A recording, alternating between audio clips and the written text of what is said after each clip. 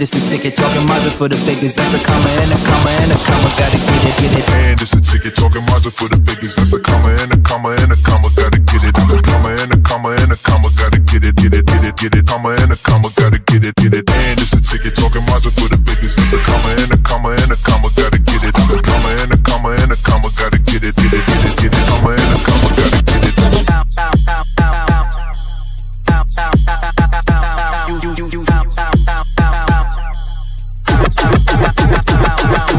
And it's a ticket talking Mazda for the biggest. That's a comma and a comma and a comma. Gotta get it. A comma and a comma and a comma. Gotta get it, get it, get it, get it. Comma and a comma. Gotta get it, get it. And it's a ticket talking Mazda for the biggest. That's a comma and a comma and a comma. Gotta get it. A comma and a comma and a comma. Gotta get it, get it, get it, get it. Comma and a comma. Gotta get it, get it.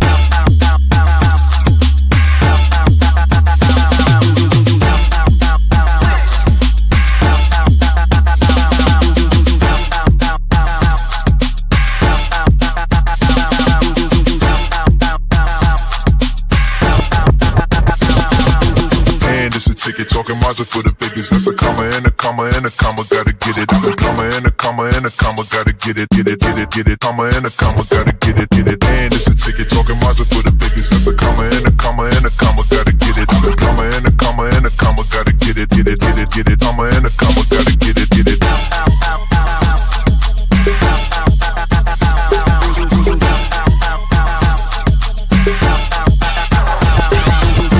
It's a ticket talking Mazda for the biggest. That's a comma and a comma and a comma. Gotta get it. A comma and a comma and a comma. Gotta get it, get it, get it, get it. Comma and a comma. Gotta get it, get it.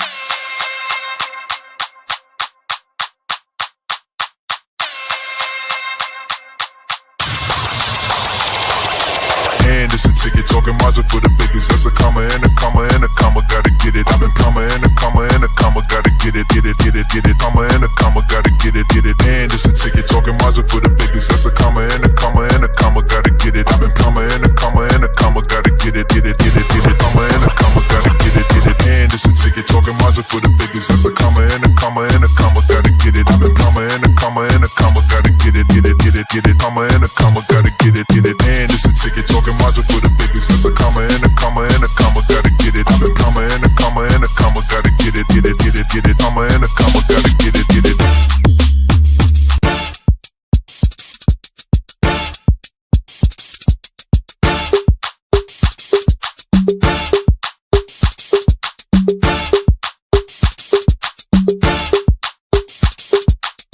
And it's a ticket talking Mazda for the biggest. That's a comma and a comma and a comma. Gotta get it, get it. And it's a ticket talking Mazda for the biggest. That's a comma and a comma and a comma. Gotta get it. A comma and a comma and a comma. Gotta get it, get it, get it, get it. Comma and a comma. Gotta get it, get it. And it's a ticket talking Mazda for the biggest. That's a comma and a comma and a comma. Gotta get it. A comma and a comma and a comma. Gotta get it, get it, get it, get it. Comma and a comma. Gotta get it.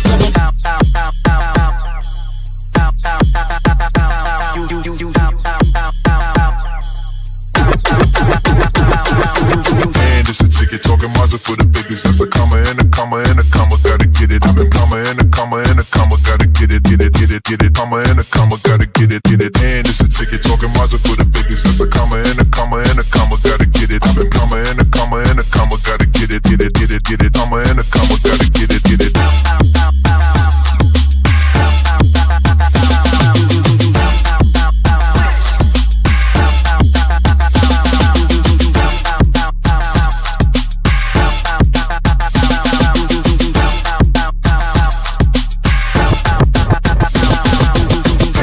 Ticket talking Mazda for the biggest. That's a comma and a comma and a comma. Gotta get it. A comma and a comma and a comma. Gotta get it, get it, get it, get it. Comma and a comma. Gotta get it, get it. And it's a ticket talking Mazda for the biggest. That's a comma and a comma and a comma. Gotta get it. A comma and a comma and a comma. Gotta get it, get it, get it, get it. Comma and a comma. Gotta get it, get it.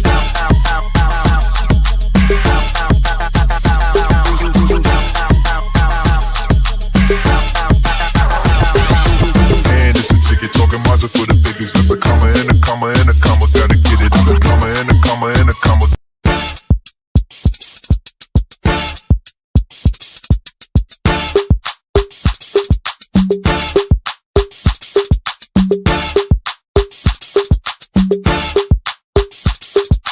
And it's a ticket. Talking Mazda for the biggest. That's a comma and a comma and a comma. Gotta get it. And it's a ticket. Talking Mazda for the biggest. That's a comma and a comma and a comma. Gotta get it. A comma and a comma and a comma. Gotta get it. Comma and a comma. Gotta get it. And it's a ticket. Talking Mazda for the biggest. That's a comma and a comma and a comma. Gotta get it. A comma and a comma and a comma. Gotta get it. Comma and a comma. Gotta get it.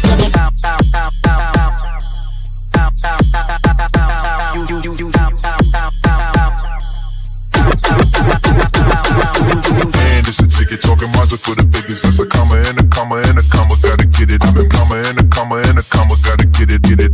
Comma and a comma. Gotta get it. And it's a ticket. Welcome everybody to another episode of Head to Head. I am Brian Parker. What is going on? Merry New Year. Merry New Year, everybody.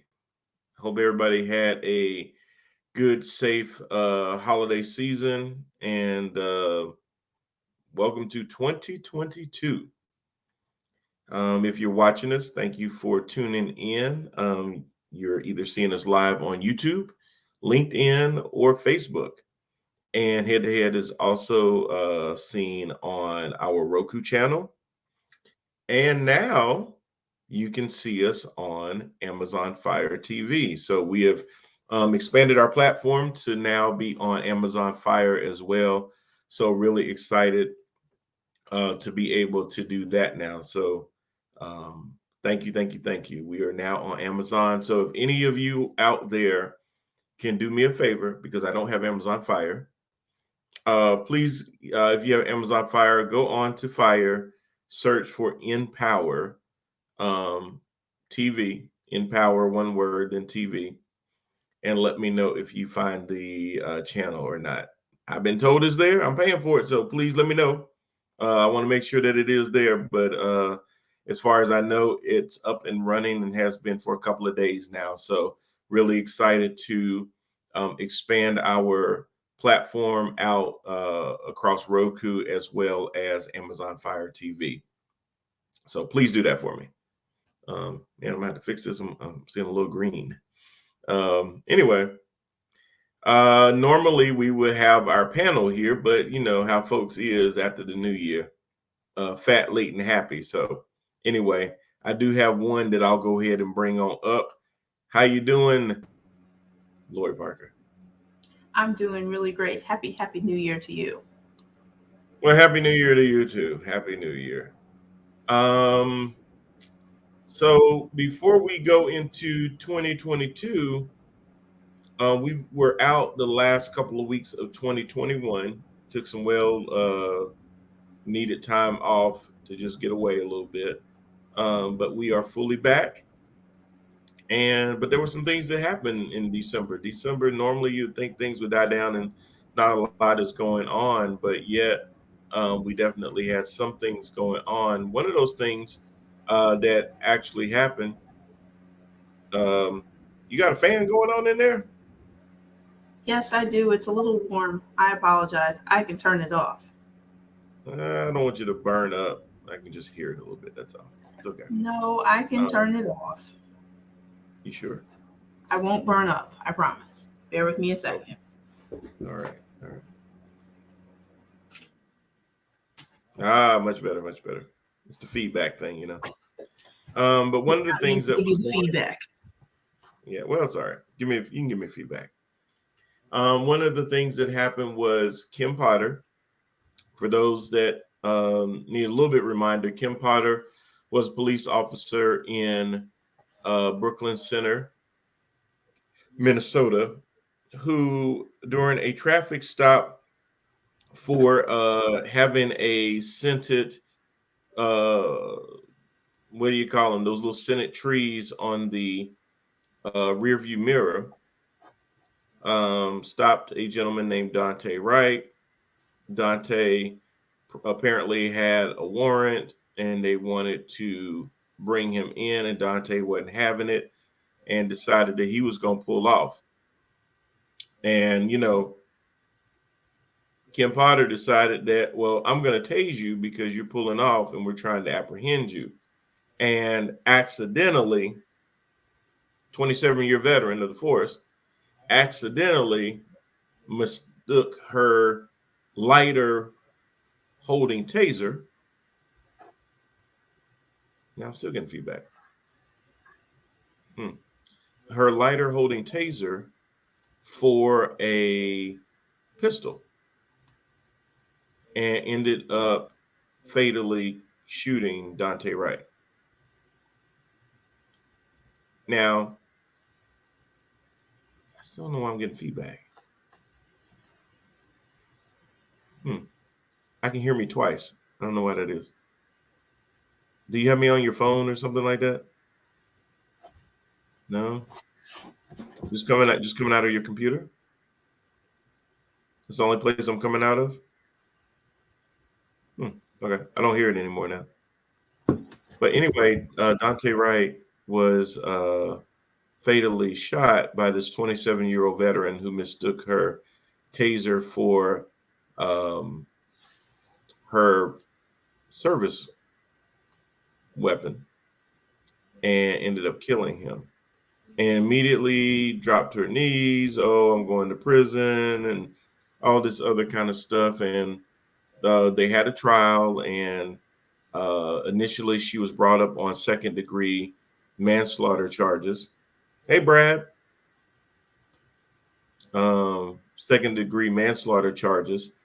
And after that, at the behest of the family, they also added first-degree manslaughter charges as well. Now, one thing people have to remember is that each state kind of has their own thresholds when it comes to aggravated assault, manslaughter, man one, man two, murder one, murder two. And as far as proof with a reasonable doubt, or what constitutes intent or recklessness, the manslaughter was more basically because of recklessness. Hey, y'all, sorry I can't join tonight. That's okay, Brad. Glad you jumped on. Wanted to let you know that, as I mentioned earlier, instead of now just Roku, we have extended our platform to Amazon Fire TV. So you can also let people know that you're going to be on Fire TV. In case they don't have Roku, they can still find you. So anywho, so they added the first-degree manslaughter. Not really sure if folks were going to be able to prove that or not, but they did add it as well. And actually, she ended up being guilty on both charges, first and second degree. Now, while the sentencing hasn't happened yet, the sentencing guidelines for that type of charge could land her in prison for the rest of her life. More than likely, though, she's going to get a far better sentence than that, simply because first time offense and that kind of thing. And the only other mitigating factors you're clicking. Okay. The other mitigating factors would be something like if it was done in front of children, kind of like how they did the whole George Floyd with the Derek Chauvin. There were minors there, and just the brutality of it and everything else is why he ended up with so much time outside those general sentencing standards. But if you guys are watching, what do you think? Do you think it was a just outcome for the first and second degree manslaughter charges? Lori, what do you think? Well, I mean, from what I was watching of the trial, and then what struck me is, am I glad that there was some type of justice or sentencing that she's going to be held accountable for what happened? Yes, I'm fully glad about that. What I didn't really appreciate is the crocodile tears that when she was during the trial, and then when you watched when she was getting sentenced and when they were reading the verdict, she was stoic. So in a way, to me, that just felt like it was just, you were just putting on a show. It wasn't that you were really truly remorseful. So I mean, it's kind of it's just hollow, but I'm glad that she did receive her sentence, and she will serve, even though she may have a lighter sentence, or because she hasn't committed a crime and this is her first offense, but at least she will be serving. Yeah, it was very performative. It seemed like folks feel like if they have a jury in front of them and they just start breaking down and crying and ventilating, I guess what she did was she saw Kyle Rittenhouse do his little thing on the stand, and she figured that she could stoke some kind of sympathy. Um, Well, you, everyone you just, I mean, that's in general. I think everyone is now taking a play from that playbook, is that I need to sit here and to grandstand. And then you can also take that same grandstanding to our political figures. So, and they do the same thing as well to try to evoke some type of emotion, but really underneath it all, it's really just kind of hollow. Thus, that's why we can't get anything done. Well, under normal circumstances, maybe people can sympathize with you, but I mean, you can cry all you want, but how are you going to sit there and cry to the point to say, and can't you see how I could honestly mistake my light taser for a service revolver that I've held in my hand for 27 years? I And mean, it's it not, was yellow. and it wasn't a split second where she grabbed it and then fired. She held it up and pointed it at him for a few seconds before yelling taser, taser, taser, which is what they normally say when they're discharging their taser. But she had it in her hand. She had a good grasp. The other thing they normally teach you is that whichever hand is your dominant hand is normally the hand that you shoot your firearm with. So if you're right-handed, your service weapon is on your right side. Your taser is on the other side. So if Absolutely. she's naturally right-handed and you go for your right your right side, you went for your gun. You didn't go for your taser. Now you've been and you're a trainer and you've been on the force for 27 years. You should know the difference. If anybody's held a firearm, there's a certain amount of weight to those things. If you ever held a taser, it's considerably lighter than that. In the moment, yeah, you get that, but it's not as if she pulled it up, aimed it at him, and immediately fired. She held it in her hand for a second. That's what people were saying. Brad says, I'm okay with the outcome. I could be wrong, but I don't think she did it on purpose. But I think she panicked in a time of crisis. She'll be held accountable. Well, that may be true, Brad. My issue is this. Why even go for the taser? Because here's my point. He's trying to pull away from you. The car is in drive. If you tase him and you incapacitate him and the car starts to go forward, now you're risking him running into someone else. What the hell was the warrant so important for that you couldn't simply just follow him? If it turned into a high-speed chase, you back off, you had the helicopters find him or whatever. But why put others in risk by tasing him? Now, if he was standing outside the vehicle and you decided you wanted to tase him, I got no problem with that. But that car can become a deadly weapon. If you incapacitate him and he's now not able to sit there and swerve and he runs into somebody and he kills them, what if that would have happened? What if she did use her taser, but he hits the gas, she tases him, he runs into a bunch of people and kills somebody? If she reached for her service, I mean for her gun, could she, and again going to that same point, but could she have just shot out the tire or something? No, because even that, you have no control on. If you shoot the tire while the car is moving, it could flip over, it could still swerve, run into somebody, flip over, whatever the case may be. You're causing more problems than just, I mean, he didn't just kill a bunch of people at a school. It was a warrant. It was a simple bench warrant. You know what I'm saying? Did you see? This is the problem I have with police. Police think that the minute that you don't give them the ultimate respect that they think they deserve, they feel like they can whoop your ass and do anything they want to.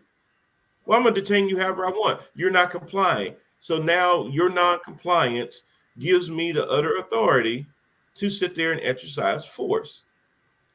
Use of force. It's like, why do you have to detain him right then? If he was that unwilling, what would the harm have been to track him down and say, hey, you got to come in? I mean, my God. You didn't Now, have to get it right then and there, but that's the mentality that they have is if I think you're resisting, if you're not in compliance, now I get carte blanche to beat the hell out of you, or even worse, take your life from you. He died because originally he had a Senate tree in his rearview mirror. Brad Think made a about comment. other people. Tamir Rice had a toy gun. My man in Staten Island had loose cigarettes. People are dying for stupid stuff because cops think that they have carte blanche right. Think about Jacob Blake that decided, well, I don't want no part of this. I'm going to walk away from an officer. Now, normally when an officer uses excessive force, they say, I feared for my life, I feared for safety, and this and that and the third. Well, hell, Jacob Blake is walking away with his back to you. You shoot him in the back 7 times, and the district attorney says, nope, no problem here. No problem here. Looks like force was acceptable because he had the nerve to turn his back to you and say, I'm out of here. Now, and now he is paralyzed because they decided that if you sit there and don't give me the respect that I deserve as an officer, well, hey, you die, you die. Now what's happening, though, is it seems that we are at a precipice now where people are starting to say, disagree on Jacob Blake, though. Okay, fine. But we're at the precipice now where people are seeing this on tape, camera too much, where it's happening, and they're going, you know what, enough is enough. Another thing, and yes, I am going in a little bit, but another thing that really ticked me off about the Kim Potter trial was for the second time in a row, I'm seeing it where the defense attorneys are trying to blame the dead person for being dead. I saw this in the Ahmaud Arbery trial where they basically said, well, the reason Ahmaud Arbery is dead is because of his toenails. And, you know, it's not their fault that he's dead. It's Ahmaud's fault. If he had simply let them detain him and he answered their questions, everything would been okay. And they tried to do the same thing with Dante Wright and said, well, you know, if he had just complied, he'd been alive. She wouldn't have had to sit there and pull out a taser or sidearm. Trying to blame the dead person has now become a strategy. And it didn't work for the jury. I think that is starting to turn people off when you're trying to blame the dead person. Even in the Kyle Rittenhouse trial, when the judge tried to put his thumb on the scales, he basically said, hey, listen, the people that he shot and killed cannot be called victims or even alleged victims, because that's a loaded term.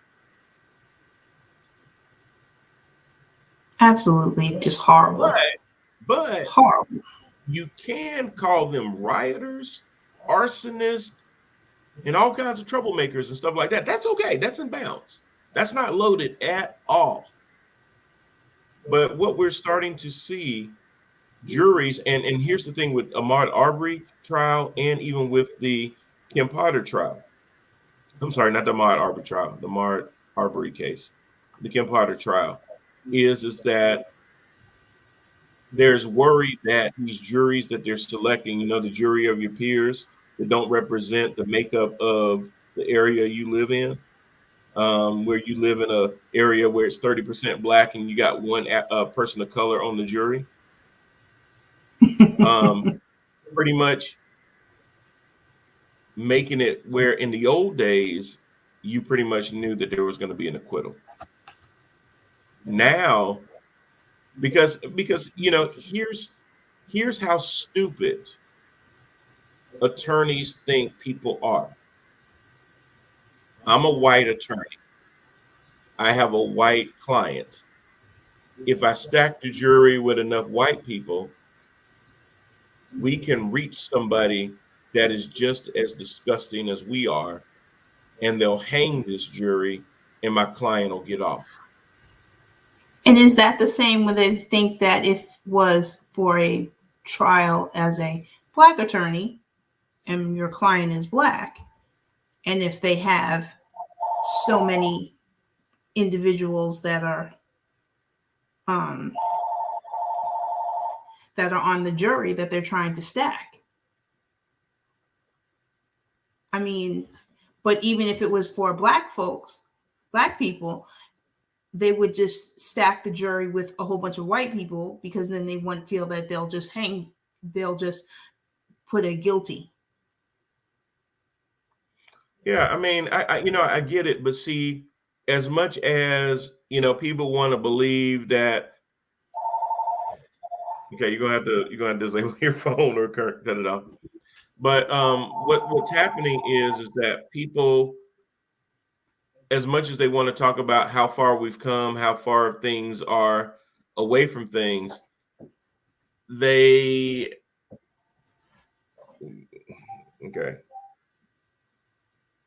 You may have to unplug it. Tell them we're live. Because I'm gonna lose my train of thought, so that's gonna mess me up.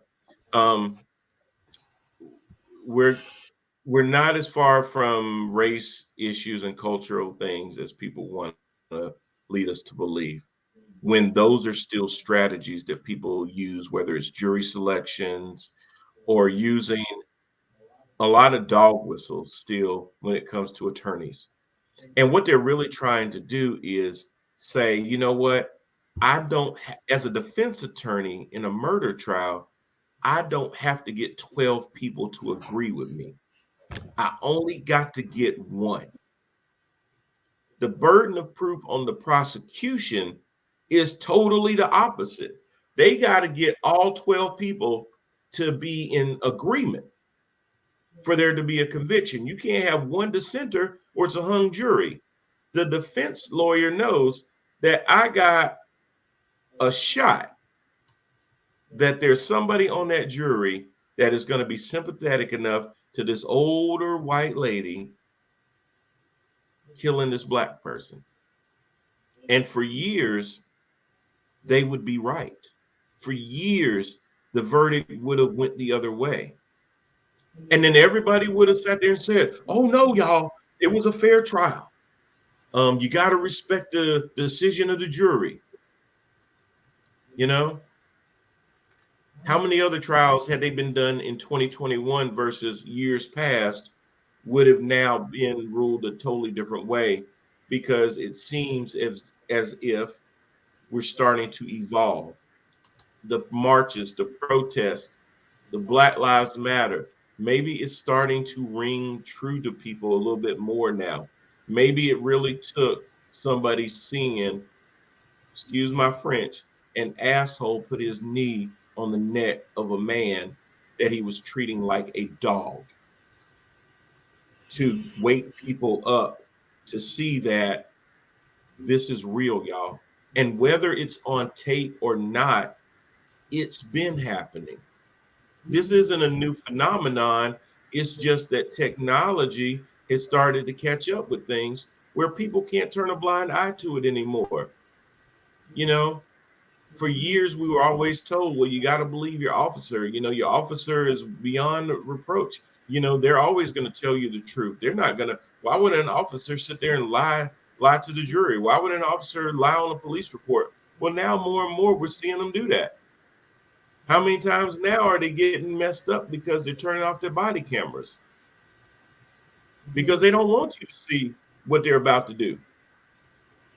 Or they they did do it on the body camera, but they turned the cameras in and the supervising officer sees it and then won't release it.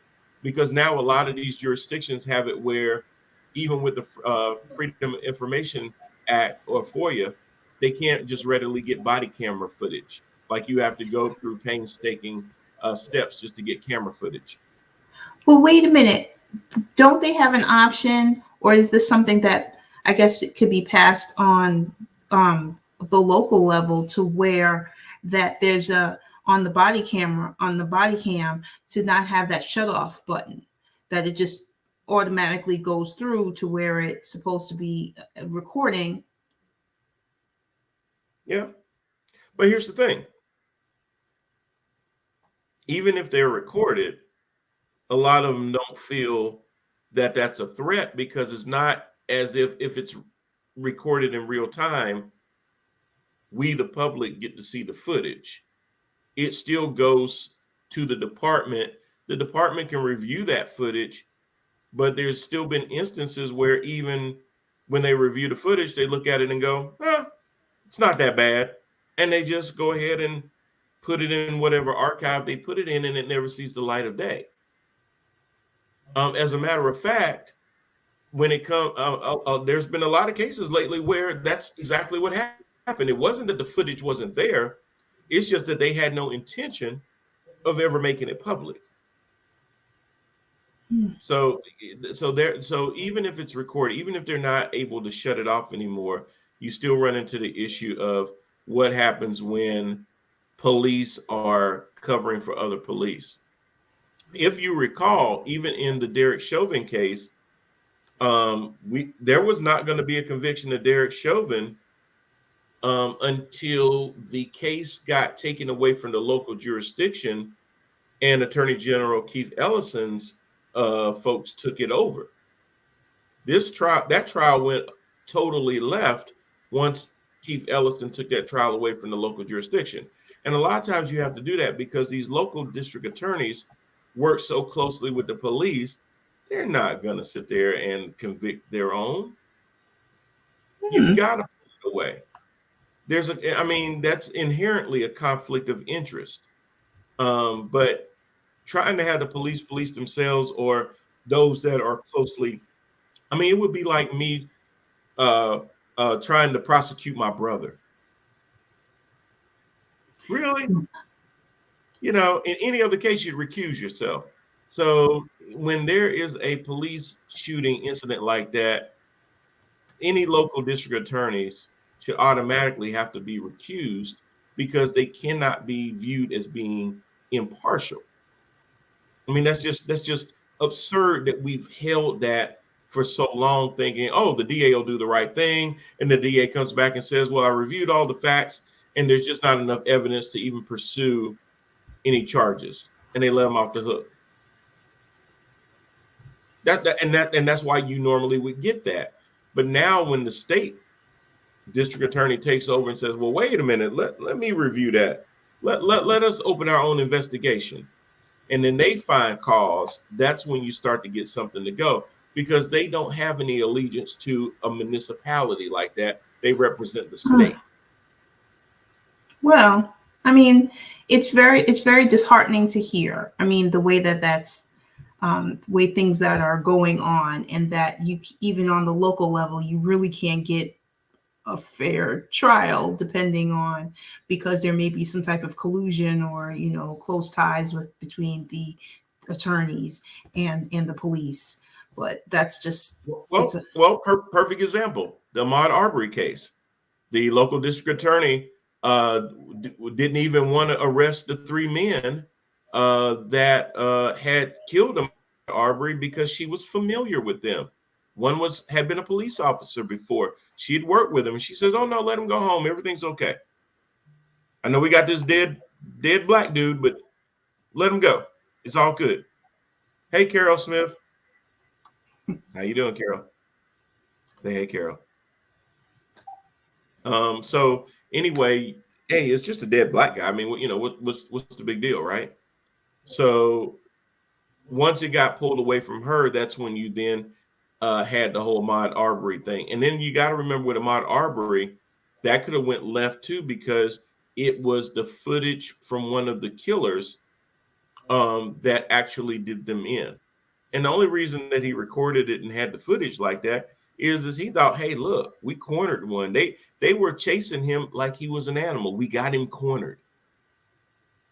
You know, that's what you say when you're sitting there tracking a deer or you're tracking some wild game and you got him cornered and he ain't getting away from us now.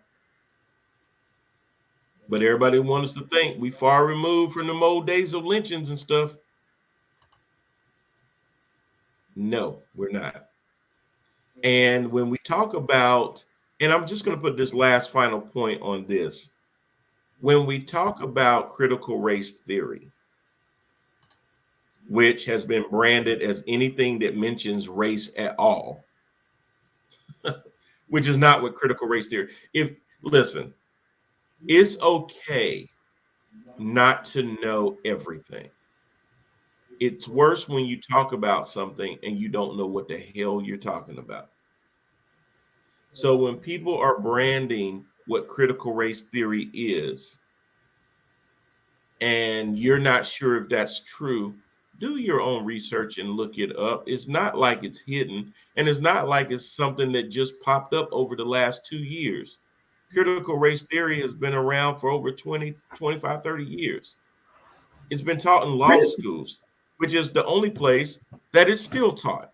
It's not taught in elementary school. It's not taught in middle school. It's not taught in high school. All critical race theory is saying when it comes to courts, which is why it's taught in the legal realm, is that there are embedded biases within our justice system.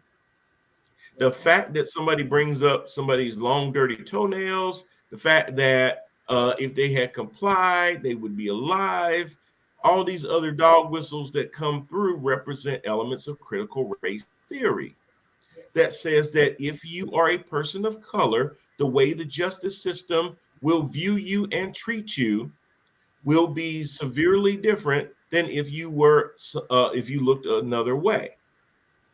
That is 100% true. It's been true.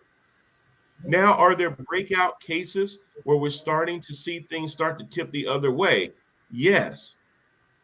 But just because you put two more weights on a scale doesn't mean automatically that the scale is going to start to tip the other way. When for so long, it's always leaned one way. It's called progress, but progress in and of itself doesn't mean that you've reached the final destination. It just means there's progress. But we've used critical race theory now to just scare the living hell out of people, to make them believe that, oh my God, if my kid goes to school and they learn how bad we used to be, they'll hate our race and turn their back on our race. But that should be a tool to learn on how to do better and to not do that again. Well, yeah, but see, here's the problem. If you have to, hey, Barry Walker, how you doing, sir? Happy New Year.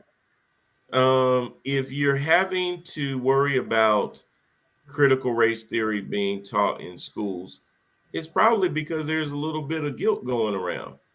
You know, you got to worry about, what are you really afraid of? Are you afraid that what the teachers are teaching in school are going to outweigh the grounding that you as a parent should be giving your child? I would welcome that as a parent, that the things that my kids learn in school, how about this? Hey, Lori, how was school today? What'd y'all talk about? Oh, well, I learned in school that whole thing about Thanksgiving, where us and the Native Americans sat around and shared food and this and that and the other. Well, there was a little bit more to it than that. Did you know that this was their land and we came over here and ran them off, and now they on reservations and stuff like that, and there was a bunch of genocide and killings and fighting over land where we just kind of came in and just did some really terrible things. And then, Black History Month is in February, and we learn about all the great contributions. But did you know that slaves didn't know that they were free until Juneteenth and this and that and the other? Oh, no. They don't want to hear about that. That's too heavy. Well, hey, Lori, sit down. Let's talk about that, because you're right. You know what? Back then, there were a lot of things that we just didn't get right. But the good thing is that because we talk about those things in history, we now have an opportunity to learn from our mistakes. So hopefully we don't ever get back to that point and repeat them again. The whole reason that we left England in the first place was so that we could, make a better way for ourselves and be better in everything. And we didn't always get it right. But the one thing that we had was our history to show us where we didn't get it right. So when we move forward, we can make sure that we don't have history repeat itself. That's a great point. But I just feel that a lot of people are just really stuck on the fear that they are losing something, that they're losing their way of life and and how they grew up, and that anything that comes in to change that is considered as an enemy, as whereas knowing that's what happened in history, but seeing how things have progressed from where we couldn't sit at a counter, or we had separate drinking fountains, to now to where children, and even if you look on commercials and you see multiracial families, black and white, even though it's just, to a lot of people, that's still very scary, and it's just like horrible. Well, take the Civil War. Most people, if you asked, just a regular kid in school right now, hey, tell me about the Civil War, you'll hear Grant, you'll hear Lee. But if you ask them, well, what started it? They ain't gonna be able to tell you.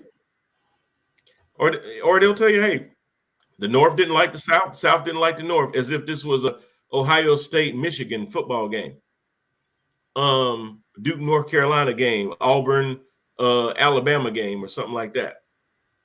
And it was just a disagreement, and they fought to the death.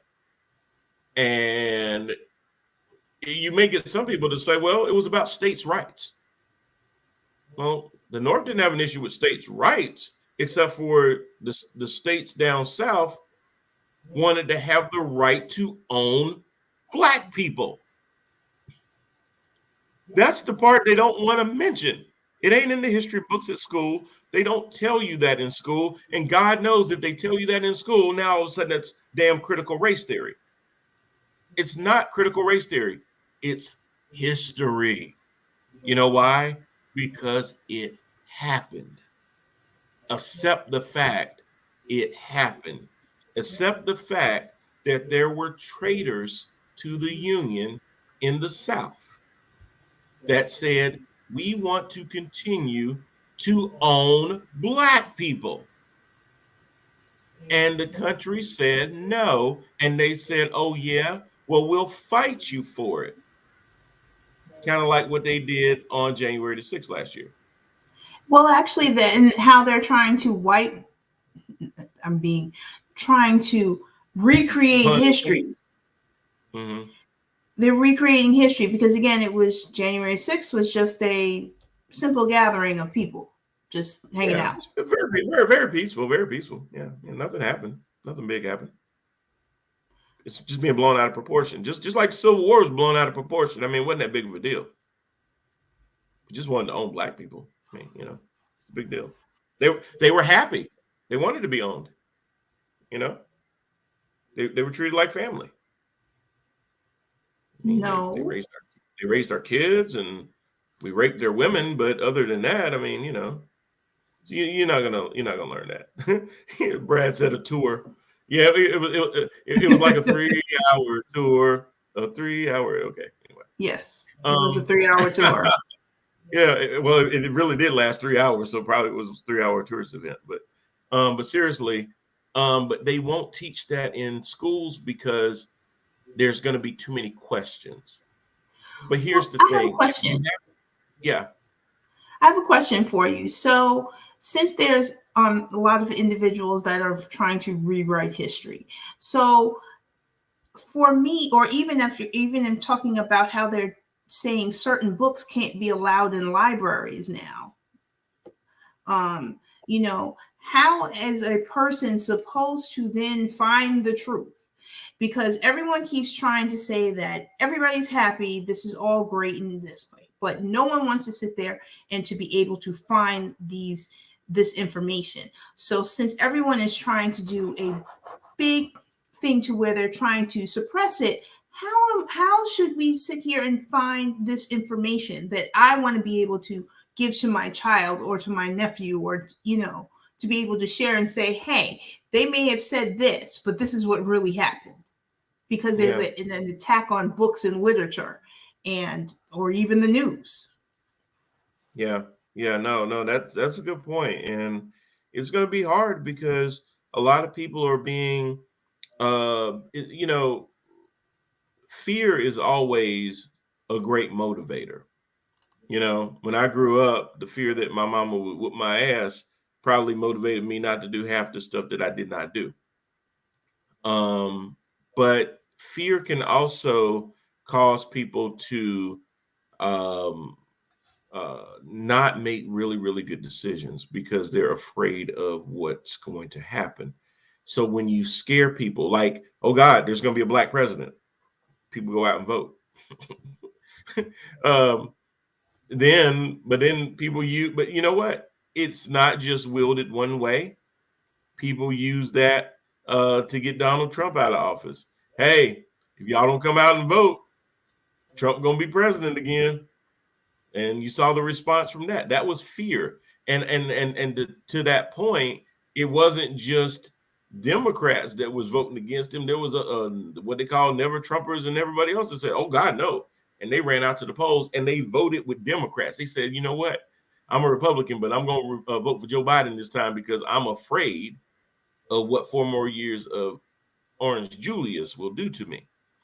But what So about going forward for the 2024? They're huh? still using that fear. I mean, Yeah, yeah.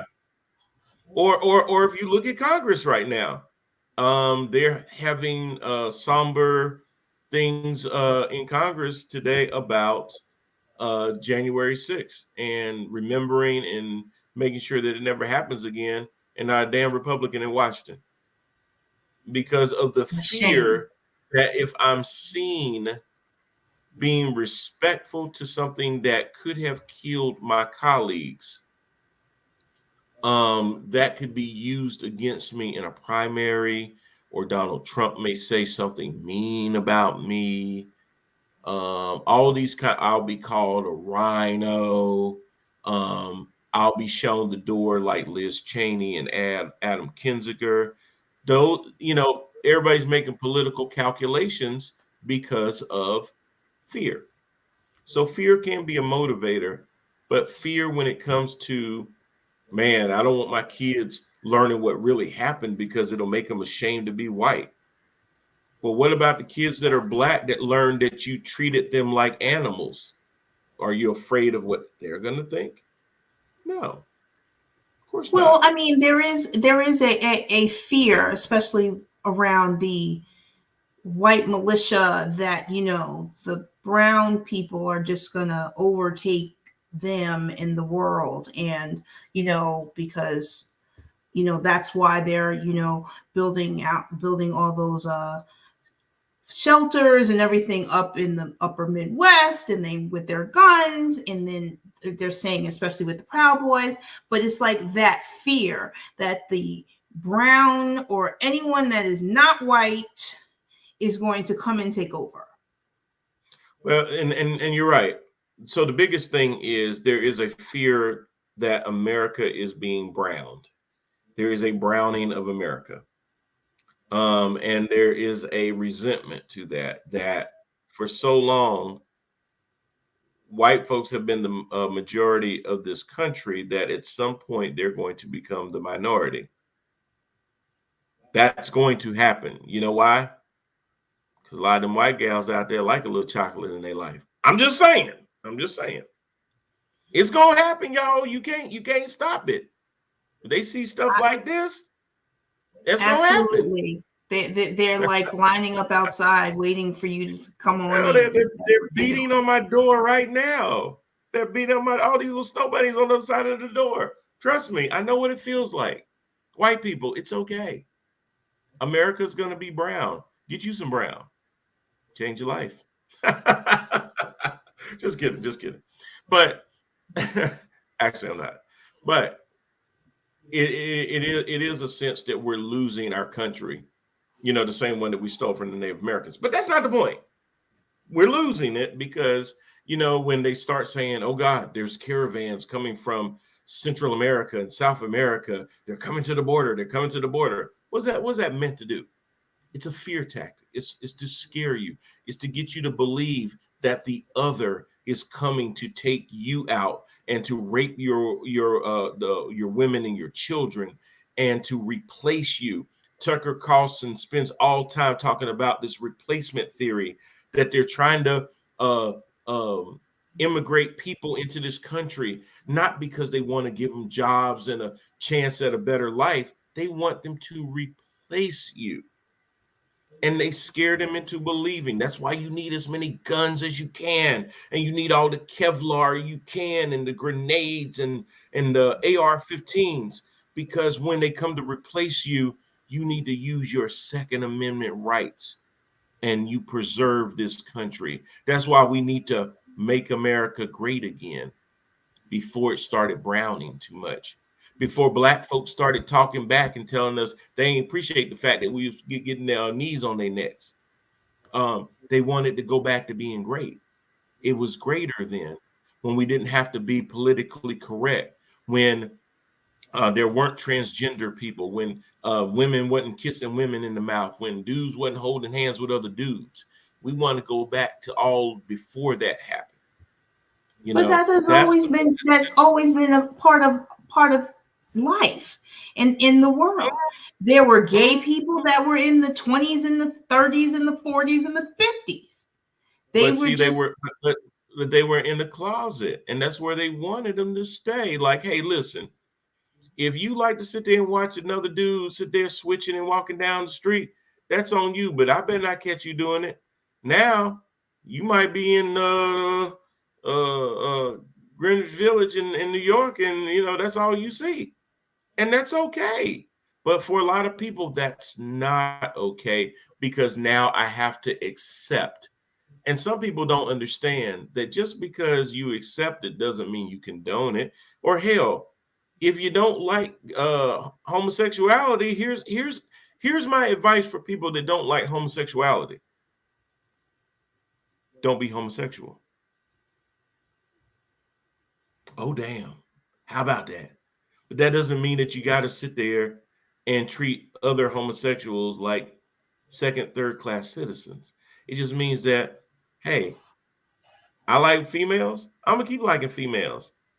But my friend Joe, he like dudes, but he's still my friend. See how easy that is? That's all it is. Thank you for standing up for Joe. Yeah, that's all it is. But the way folks are is that no, a lot of it is traditional ignorance. And what I mean by that is there's a certain level of ignorance that gets passed down from one generation to another generation to another generation. It's the same thing with racism. A lot of times people don't even know why they're racist. They just grew up around it.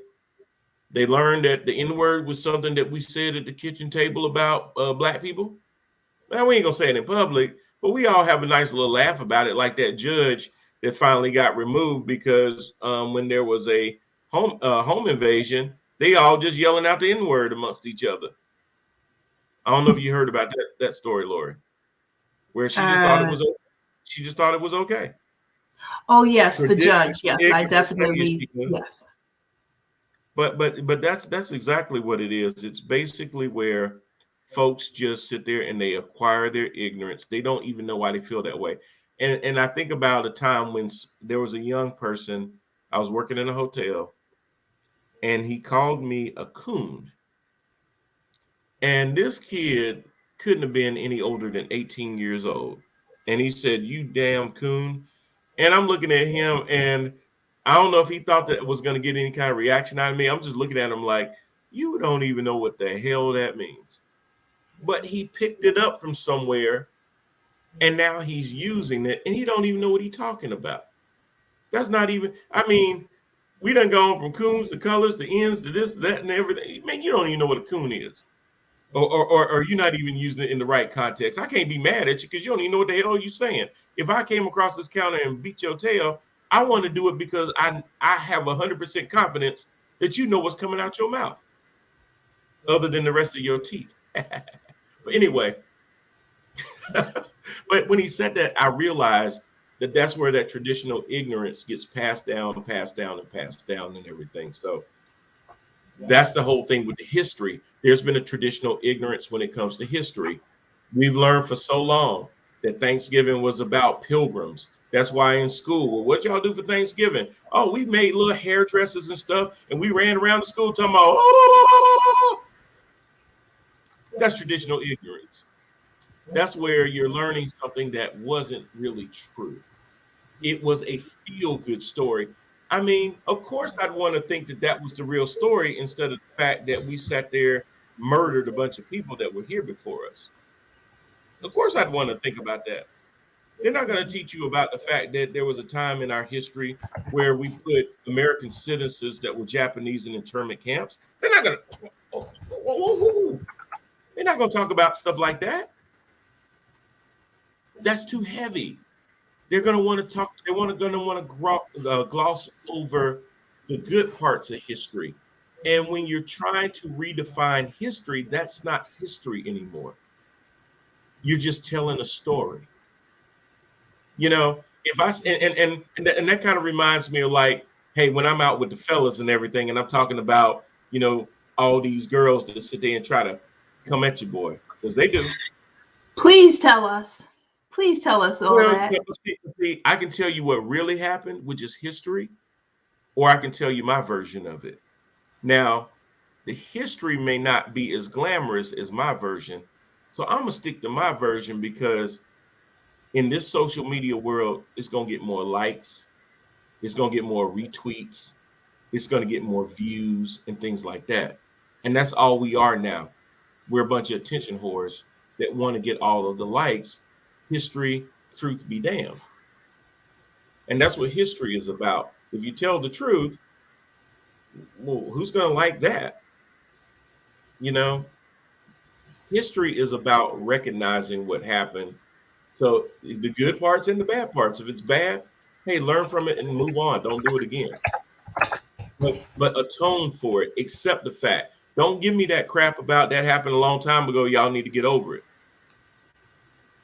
Because for a lot of us, this isn't 5, 6, 7 generations old. We're 2 or 3 generations removed from this. It ain't that old. Telling somebody to get over genocides and rapes and all those kind of things is so ignorant. And we have to do better than that. So I'm gonna leave that alone because I could go all in if I didn't already go all in into the history. Anyways, just to kind of recap, y'all, thank you for watching. Thank you for joining. You can catch us on Facebook Live, YouTube, LinkedIn. Our Roku channel is up and running, and our Amazon Fire TV is up and running as well. You can catch our show here, our sports show.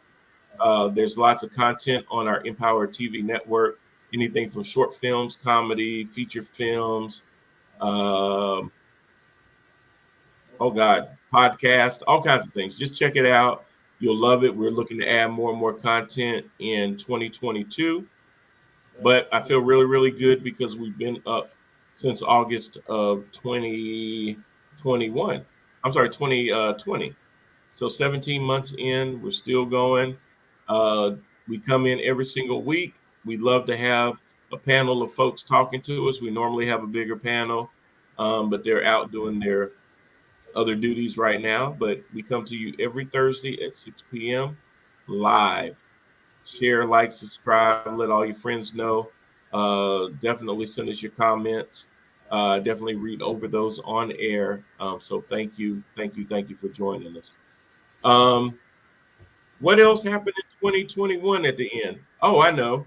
We got a new variant of Corona that's named after a Decepticon on Transformers. No, I'm just kidding. I'm kidding. But Omicron does sound a lot like Megatron, so I'm sorry. First time I heard it, I'm like, he's back. But anyway, but then the other thing is that some people, you know how black folks are about bungling names. Some folks thought they named it after Marion, so you know who knows. Poor Marion. He just trying to sing. He just trying to sing. That's all he's trying to do. So Now there's a new he's a variant. Yeah, Marion's a variant. You know that's like getting the sugar and the gouch. But anyway, see now I'm about to say Marion. Omicron is the new variant out there, and he likes the attention. He probably does, Brad. But Omicron is out there now, and it is a very contagious yet milder form of COVID. Now, when we say mild, mild is relative because mild means if you're vaccinated, it's going to be mild. But it also means that if you're vaccinated, there's a good chance you're still going to get it because, like I said, it's very contagious. If you're unvaccinated, mild means you might die. The other one's just a better chance. So, but if you use a lot of horse dewormer and some Advil, that still ain't gonna do nothing for you. Sorry. Y'all thought I was gonna put some misinformation out there? No, I'm sorry. Ivermectin is not gonna save you. I'm sorry. I just wanted to put that out there. But Omicron is out there. It's more and more people that I know are coming down with COVID. Those that have been vaccinated, they're at home, they're quarantining, but they're having mild symptoms. Guys, let me break this down to you really, really easily. A bulletproof vest does not stop a bullet from hitting you any more than a vaccine stops you from getting COVID. But it will protect your life and save your life. You wear a bulletproof vest unless it's a armor-piercing bullet. The likelihood of you dying is very little. If you are vaccinated, the likelihood of you dying is very little. Brad is saying spreading like wildfire. So neighborhoods here in the Bronx have 50%. 50%? See, we were in New York 3 weeks ago. Loved it. And we touched everybody, kissing, hugging everybody. On the train, my wife had it. Fortunately, her symptoms were mild. Yeah, glad to hear Mona's okay. But yeah, I'm surprised, honestly, we didn't come back with it because we were on the train, we were in the subway station, we were on the path, we were on the air train, man. So I'm glad that we didn't, but it was funny because one of my friends up in New York was like, "Hey guys, just own up to it. We're probably all gonna get it, and that might be the best thing because then we'll all have herd immunity up in New York." And there may be some truth to that, as long as you're vaccinated, because it is that contagious. So now we're dealing with flights being canceled. We're dealing with businesses having to reduce hours because they're down in labor. They were already down in labor, and now this is making it worse. And the CDC comes out with these new guidelines that everybody pretty much saw right through, that they were basically trying to cater to businesses by telling people that, hey, after 5 days, yeah, take your ass on back to work. Test? What test? You don't need a test. Just, 5 days, you good. Just wear a mask. You'll be all right. But this Omicron is very contagious. Yeah. But it dies down normally after the 5th day. You should be okay.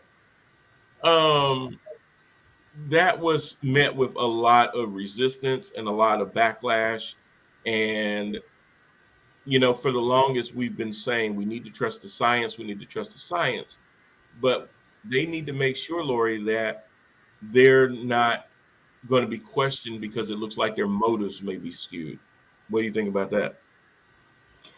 Well, I think that I know everyone is pretty much tired of masks, the variant. They just want to get back to normal.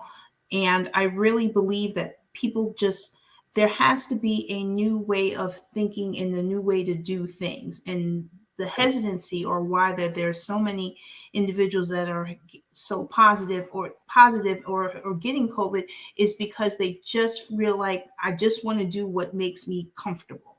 And, just saying that I don't want to become vaccinated. You need to realize that you're also putting in harm's way someone else. Okay, Brad.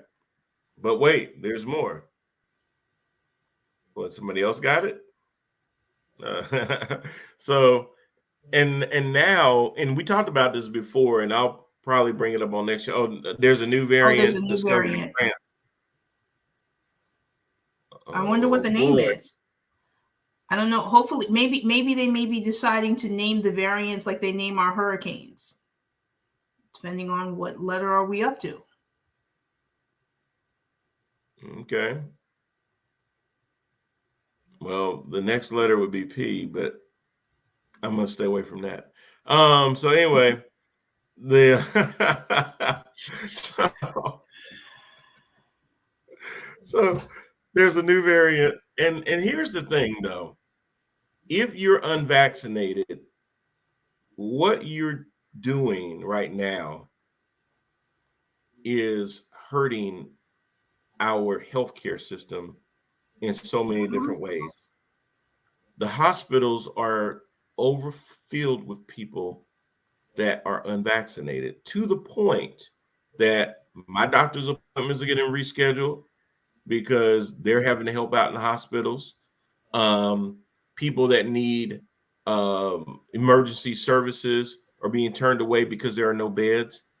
People are now literally, and this is not hyperbole, people are dying because they can't find a bed.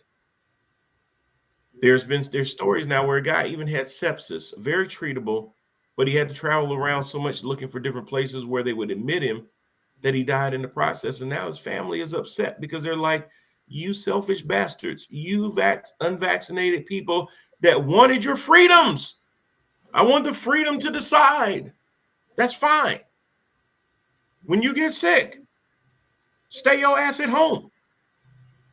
Don't go to the hospital because you choose this. But somebody didn't choose to have sepsis. Somebody didn't choose to have a heart attack. I'm all about being empathetic. But here's the thing. If you do go to the hospital, you should be ready that if somebody comes in with a heart attack, that they roll your ass out of the hospital to open up that bed. I don't think that that's cruel anymore. At first, I was like, no, we need to sit there and work on, man, we're a year into this vaccine, man. And the numbers prove time and time again that the people that die from this, the people that are being severely hospitalized, the ones being put on ventilators, are the ones that ain't being vaccinated. How much more proof do you need? You can, ain't nothing wrong with being skeptical, but how many things do you pick up and go, I wonder what the hell is in this before you taking it? Now, some of you probably do, but the other ones, they go, well, I ain't seen nothing bad about it on TikTok or YouTube, so I guess it's okay. That's I wish that would stop. I wish that would stop.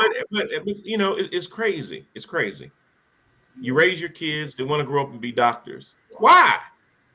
You can get your degree on YouTube now. Why do your residencies and all these other things and your interns and all this other stuff? Hell, you can just be a doctor through TikTok. That's all you need. Ignorant, traditional ignorance. Okay? That's all that is. You're being ignorant. Science is meant to be based on fact, not all these concoctions y'all coming up with. Hey, they came up with 3 different vaccines, but you know what? I'm gonna take some horse medicine. That ain't even traditional ignorance. You just a dumbass. They come up with 3 vaccines, very little adverse reactions, which is even better than the flu. When people take a flu shot, have you ever taken a flu shot and still gotten the flu? But you still go take the flu shot every single year? And why do you end up with the flu anyway? Because the flu shot that you get may have only been adaptable to certain strains, or as we call them now, variants. But it doesn't mean the flu shot didn't work. It just means that it wasn't strong enough against that new variant that they did not make that flu shot for. But then you don't go the next year and go, well, I got the flu. Well, unless you're me. Well, I got the flu anyway, so why should I get the flu shot? Well, you can't And look you at it that should way. have gotten your shot. I And you was, but still are standing on this on principle that you shouldn't get the flu shot. well, I've backed off of that. I'm not, because now it makes more sense to me about how variants work, and how what people have to understand is this: we have been extremely lucky so far that we've gone through Delta, we've gone through Omicron. Hopefully, this new variant in France will have the same effect with the current vaccines that we have, where the vaccines that we have are standing up against the variants. But unlike the flu, that's not always the case, where if the variant mutates too much, the flu shot is rendered useless. It'll protect you against other strains of the flu, but there may be a variant out there that it doesn't protect you from. And then if you're like me, you ended up getting the flu anyway after taking a flu shot and going, see, the damn shot didn't work. What's the point of getting the flu shot? And I thought that for a long time. I really did. And people are acting the same way with COVID, where they're thinking, hey, if I get the vaccine and I get COVID anyway, what was the point of getting the vaccine? The vaccine isn't a cure. That's not what the word vaccine means. Again, traditional ignorance. Learn what the meaning of words are. A vaccine is not a cure. It's a vaccine. If we wanted to call them cures, we call them cures, where cure would be, hey, take this and you will be cured of the disease. You know, nobody sits there and goes to chemotherapy and goes, hey, this is 100% cure. You know, it's definitely not going to come back. No, it's a treatment. Vaccines are treatments. It minimizes. It doesn't eradicate. I take medicine because I'm a diabetic. Glipizide is not a cure. It's a treatment. I don't go, well, damn, what's the point of me taking these pills because I'm still a diabetic? Who says that? I know people that take horse pills for COVID. I know the doctors on TikTok. Guys, I ain't trying to insult your intelligence. I don't need to. When you sit there and profess that you take horse medicine, you're kind of doing it yourself. Just saying. Trust the science. If most of the people in the hospital now are unvaccinated, and most of the vaccinated people are at home quarantining because they have mild symptoms, I mean, you tell me. All right, Lord, final thoughts. Please wear your mask, get a booster, and Brian, get your flu shot. See, this ain't even about me. I don't know how you turned that It on about is me. about you. I don't It's appreciate that always at all. about you.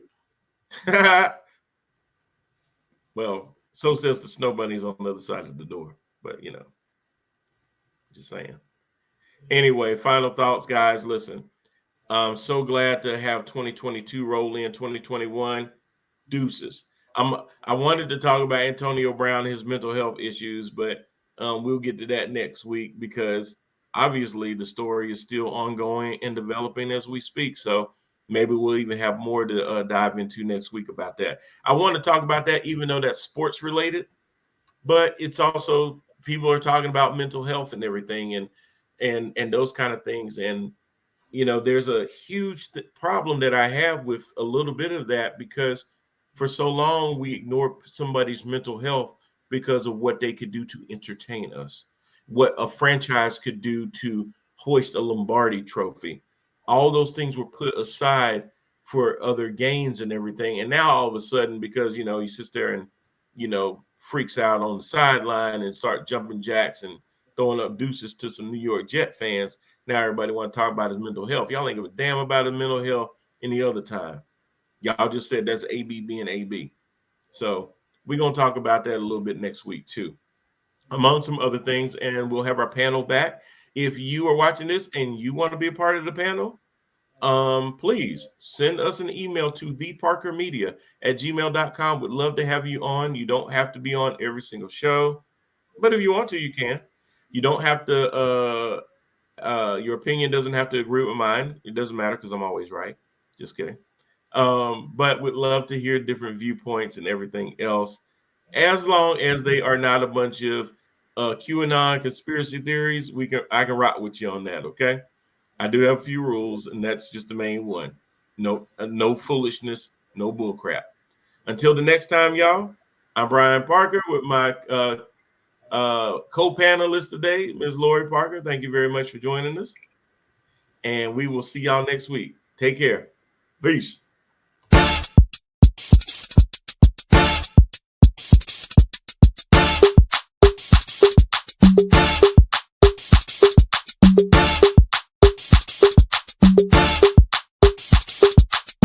This a ticket talking Mazda for the biggest. That's a comma and a comma and a comma. Gotta get it. And it's a ticket talking Mazda for the biggest. That's a comma and a comma and a comma. Gotta get it. I'm a comma and a comma and a comma. Gotta get it. Comma and a comma. Gotta get it. And it's a ticket talking Mazda.